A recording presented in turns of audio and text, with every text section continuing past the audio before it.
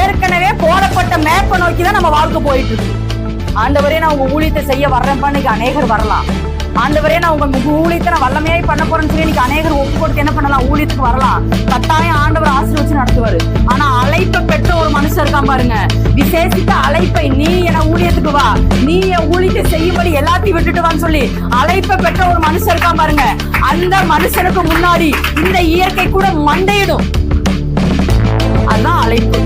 அதனாலதான் பவுல் சொல்லுவார் ஒரு இடத்துல, ஆரோனை போல ஒருவன் அழைக்கப்பட்டாலோடைய ஒருவன் இந்த கனமான ஊழியத்துக்கு தானா ஏற்படுவதில்லை. அந்த அழைப்பு இருக்க கூடுமானால் பிசாசுக்கு தெரியும், உங்க முன்னாடி இருக்கிற பிசாசுக்கு தெரியும், அசுத்தமான ராஜ்யங்களுக்கு தெரியும், நரகத்தின் ஆவிகளுக்கு தெரியும். ஒருத்த வர்றான்டா, அவன் பயங்கரமான அணுகுண்டா, அவன் மேல தேவனுடைய அழைப்பு இருக்குது, அவன் மேல தேவனுடைய தரிசனம் இருக்குது, அவன் மேல தேவனுடைய திட்டம் இருக்குது, அவனை கொண்டு தேவன் இந்த தேசத்தை கலங்க பண்ண போகிறார், கலக்க போகிறான்னு சொல்லி பிசாசுக்கு தெரியும். ஓடி ஒளிஞ்ச பேதுரு, ஒரு வேலைக்காரிக்கு ஓடி ஒளிஞ்ச பேதுரு எல்லா ஜனங்க முன்னாடி வந்து நிக்கிறார்.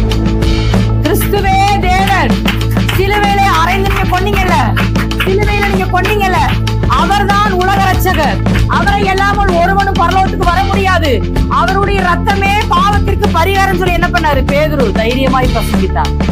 ஒரே ஒரு வேலைக்காரிக்கு ஓடி ஒளிஞ்ச மனுஷன் இரவு நேரத்துல பகல்ல நெஞ்ச நிமித்தி வந்து நிக்கிறார். எதனால தெரியுமா? தேவனுடைய அழைப்பு அவன் மேல இருந்ததுனால, தேவனுடைய கரம் அவன் மேல இருந்ததுனால, தேவனுடைய விசேஷமான தரிசனமும் அபிஷேகமும் அவன் மேல இருந்ததுனால, அவன் பிரசங்கம் பண்ணும்போது ஒரு பிரசங்கத்துல 3000 பேர் ரசிக்கப்பட்டான், ஒரு பிரசங்கத்துல 5000 பேர் ரசிக்கப்பட்டான்.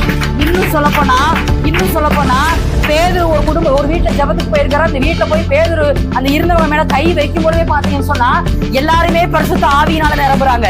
பேதுரு கைய வச்ச உடனே, பேதுரு புறஜாதியோட மேல கைய வச்ச உடனே எல்லா ஜனங்களும் பரிசுத்த ஆவியினால நிரம்புறாங்க. ஐயா